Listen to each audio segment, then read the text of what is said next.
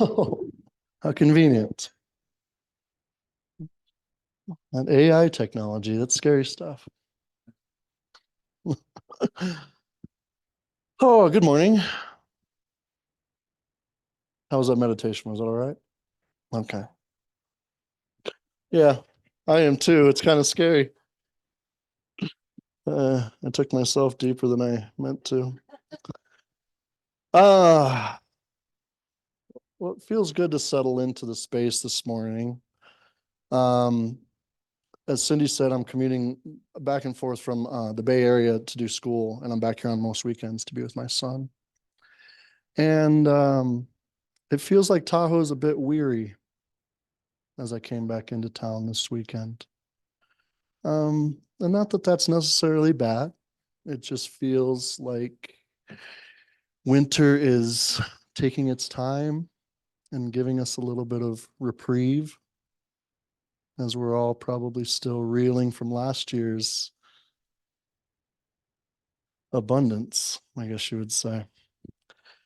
So, and it just kind of feels that way. It felt that way to me driving up. It felt like around the Placerville area, it actually finally felt like fall. The trees were very vibrant with their color, foliage, and lots of leaves on the ground.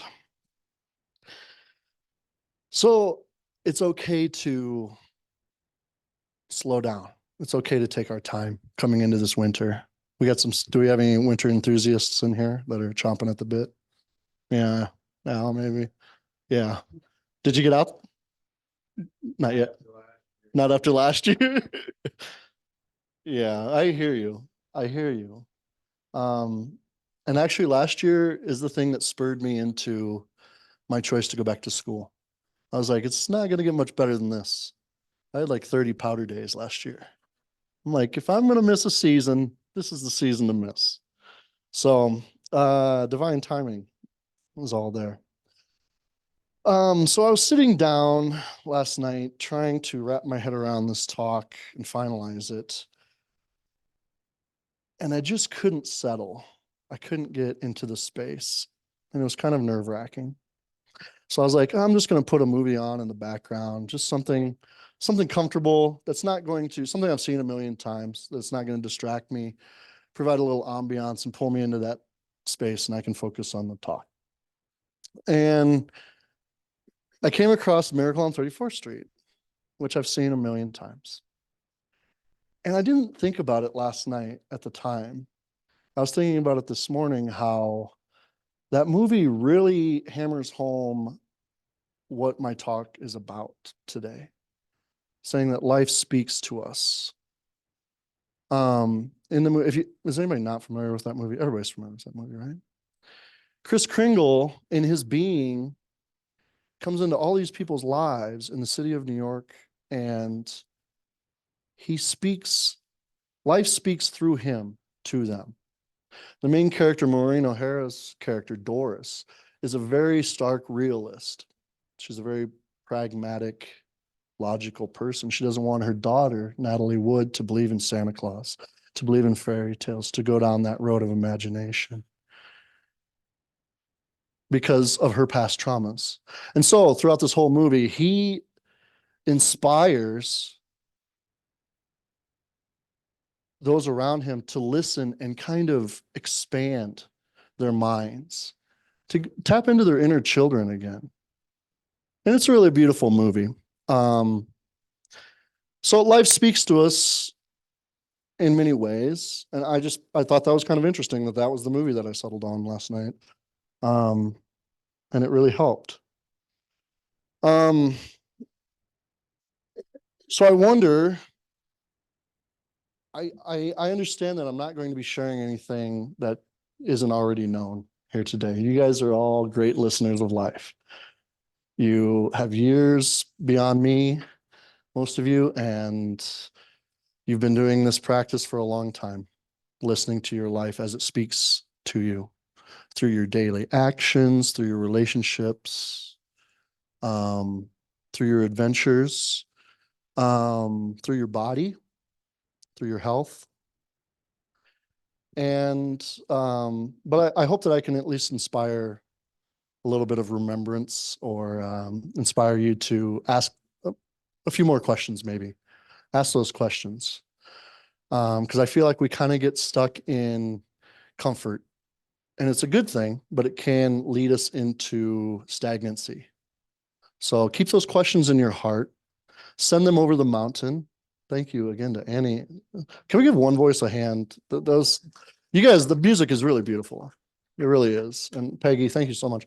The violin adds so much. It's really beautiful. And so I just urge you to hold those questions and let life speak to you. The answers will come. And you all know this.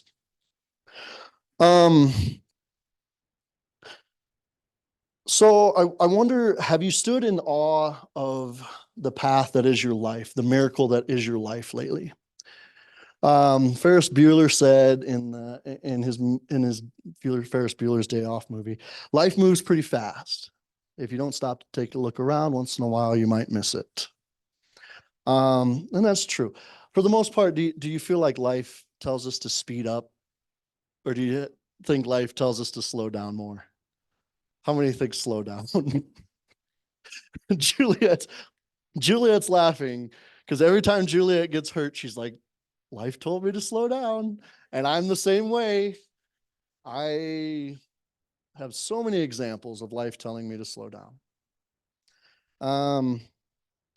And not to make light of my cousin's situation, but he's been battling leukemia, and that's that. But the fact that he had help as a farmer getting through harvest, and then he continued to push himself and be out there doing it, and then he broke his foot.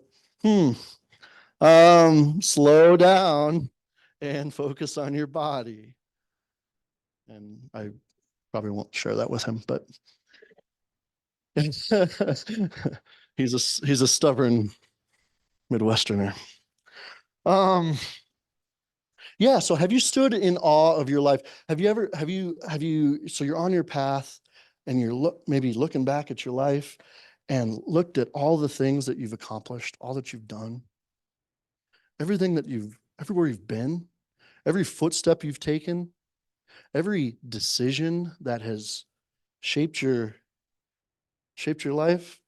This time of year is really nice, the winter time, because you can see all the little animal tracks in the snow. You ever follow an animal track? Oh, especially like the coyotes. I mean, the coyotes are they're kind of beeliners, but I don't know, you get deer are very winding if you follow deer tracks, and it's just kind of cool to follow animal tracks.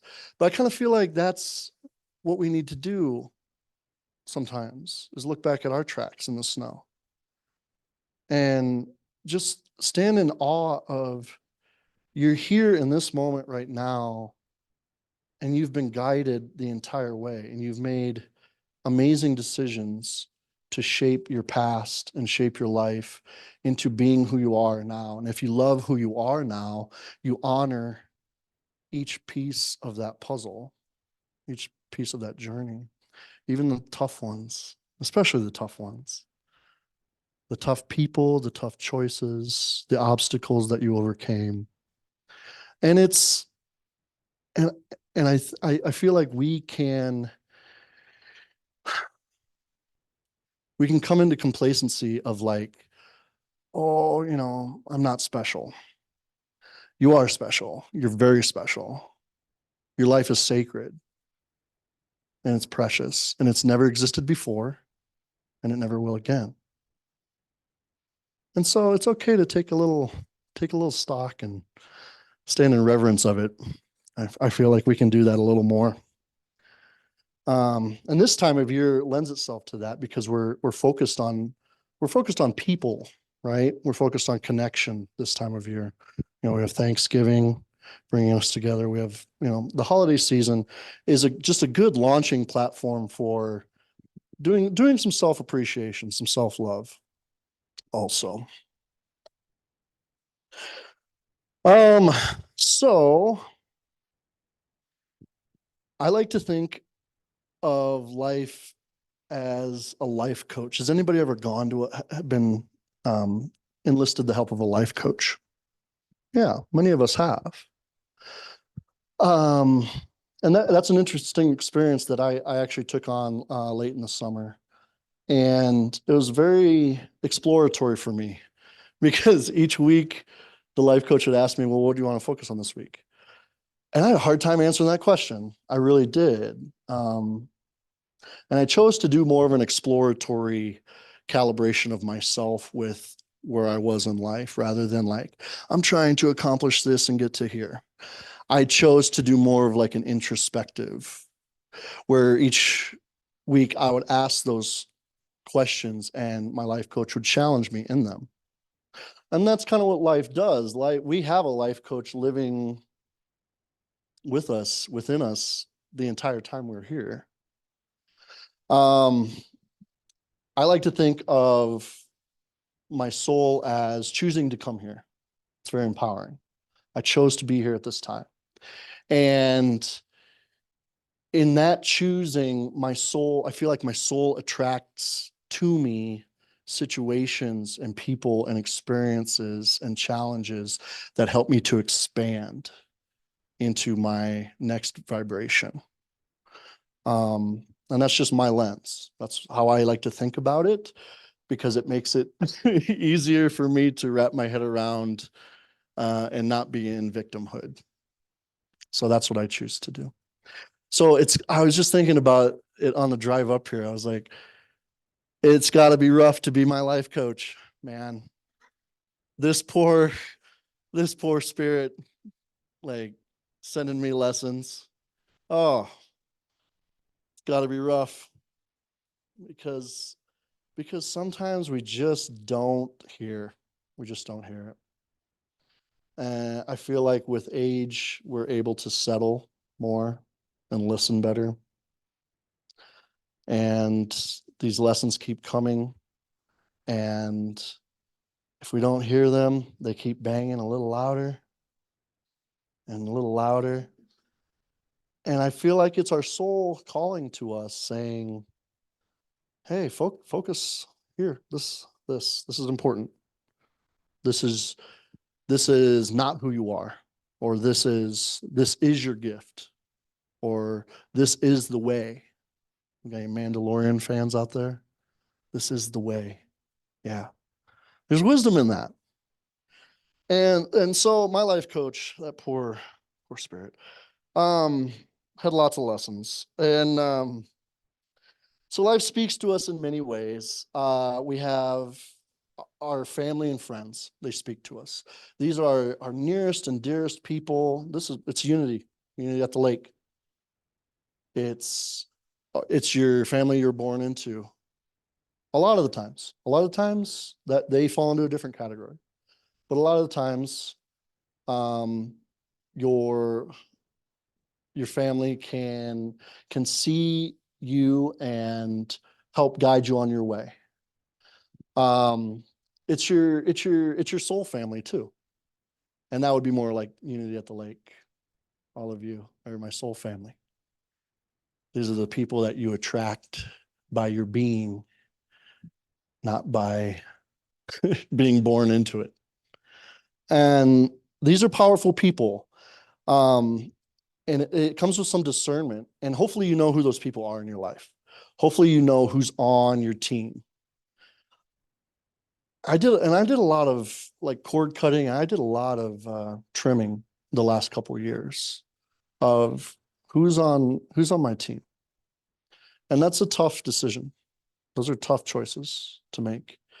But ultimately, you want those people who are going to be real, be honest, to see you, see where you've been, know where you want to go, or have an idea to help you see and support you where you want to go and nurture you through your growth.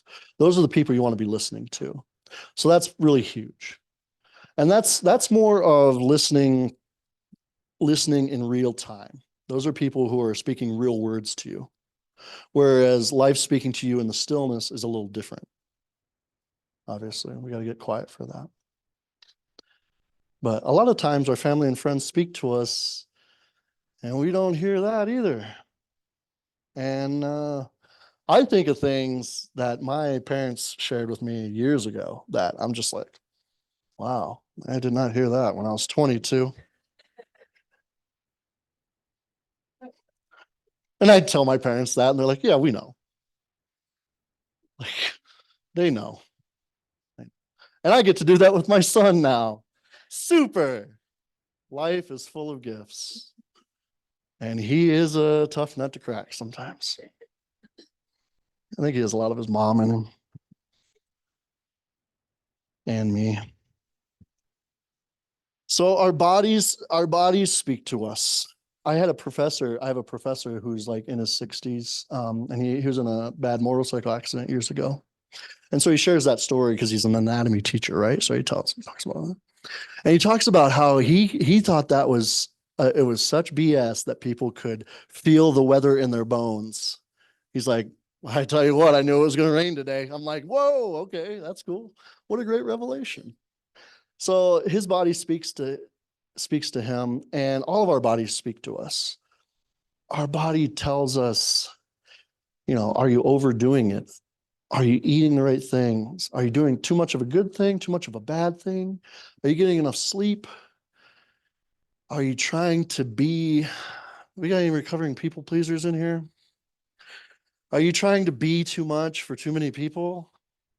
Okay. Exhaustion, disease, lay in bed for 4 days. That doesn't happen as often as it used to, and I feel like that's good. Um, Last winter, I was lucky enough to hit a patch of ice above, like, say, Mike is a tree out at Kirkwood, and I hit a patch of ice where the snow had melted out of the tree the day before. This is late March, and it was a slip and slide into the tree.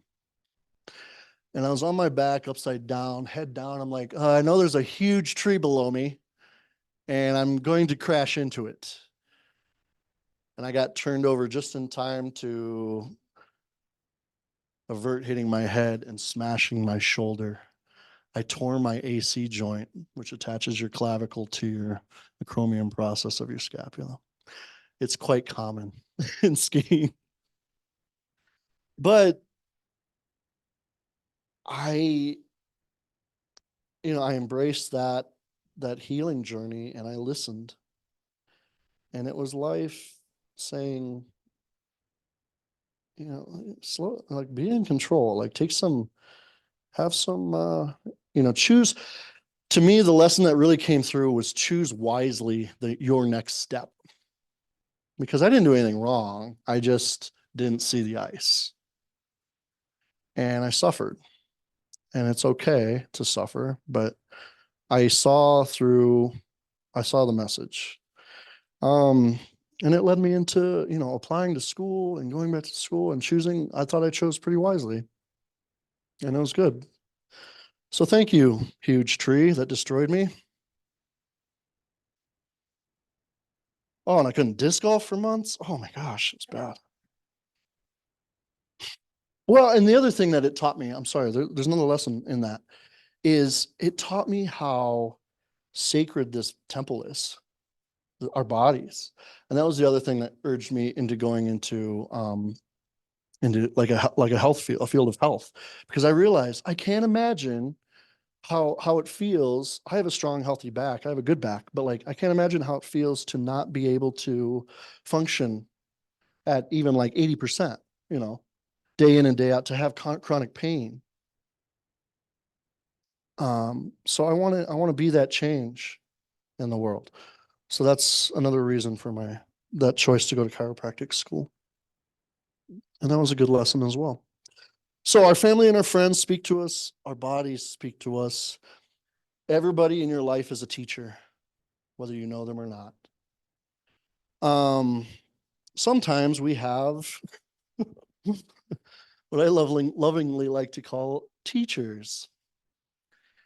And these are people that help push us into new areas of growth through, you know, where it's something that we probably wouldn't have been drawn to, that we probably wouldn't choose for ourselves, that doesn't appeal or look shiny or pretty or attractive to us. And inside all of that is a nugget of truth for us, but we have to endure this other person. And I'm raise your hand if you've had one of those. Many these people trigger you, you know. And I like to think of it as like it's Secret Santa at the company workplace, and it's the office Christmas party, whatever. And you don't want to go, you don't want to see this person, you don't want to be there, and yet you have to because your company is expecting you to. So it kind of pushes you into that situation. And it's Secret Santa, and they bring out this like mangled, just hideously wrapped present for you with like gnarls and barbed wire and poison oak on it and stuff. And you have to open it.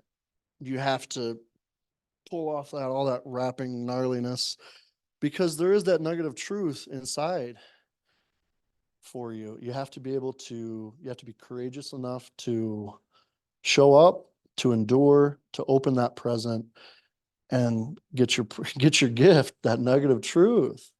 And I think back on all of those teachers that I've had, and I thank them and I send them love because they have shown me some things, and that's good. So life speaks to us through those kind of contrast teachers and contrast moments as well.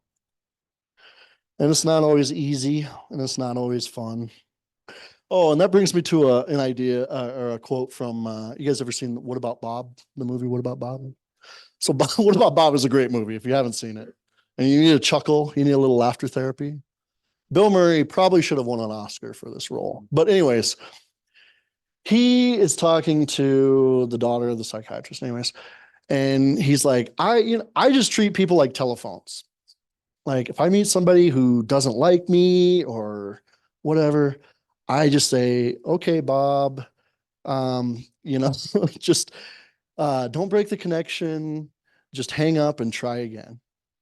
And it's kind of a nice way to think about it. Like, you do your best, and then the next day you wake up and you set your intentions again, and you get through it. So how can we listen? So we have all these avenues speaking to us. We have our family, our friends, our soul family. We have our bodies speaking to us, guiding us on our path.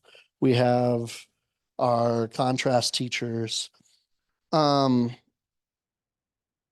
we also have nature. How many of you use nature as a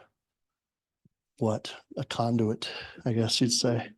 I love nature. I mean, you live in Lake Tahoe. You guys all appreciate nature. But that's the place where what's magical about this place is it's an energy vector, first of all. But these trees and these mountains and this lake hold sacred energy that can just wipe away all the distractions and all the busyness and help us return to that stillness at the end of a long day. And it's really beautiful. So if you're not a nature person, I urge you to get out there and do it. Feel the crunch of the snow. Go on a snowshoe. Invite a friend, go on a snowshoe, and just listen. Just listen to life speaking to you as you hold your questions right here.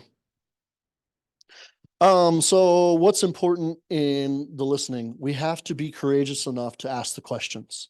The thing I enjoyed about the life coach experience was it forced me into structure. It forced me into asking questions about myself that I hadn't done. And that was a beautiful thing. So that's going to be more on my radar for this coming year for 2024. We set intentions at the start of a year usually. I'm going to listen more and ask the questions more. Can our family and friends help guide us and support us and nurture us on our path if we're not showing up with authenticity and vulnerability? No, no. And I find this with so many people that I meet. I mean, I'm going to school with kids that are like in their early 20s. The facade that they wear every day. And I love them and I see them. But I see this facade and it just kind of hurts my heart a little bit. So be real, be authentic, and allow people to see you and help you. You have a support network, you have a team. Staying present, staying present obviously is a huge one. And that's the thing that nature can do. Nature can pull you into that. You got to remember your Zen flow. What are your Zen flow practices? Annie and I play music. I'm sure that's a Zen flow for anybody who plays music. Al plays music. It's a Zen flow. Time doesn't exist. Totally in the moment. What else do you guys do to stay in the moment, stay present? Art. Art is a beautiful thing. Yeah. Right. Full, you're in that creative space and it's beautiful. Luca's mom does art, and I love that. Luca does art.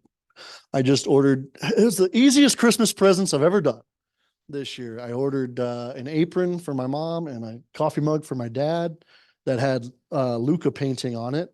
And I was able to just buy it and have it shipped to their house. Done. Done with Christmas for them. Well, that was pretty nice for them to have something from my son as well.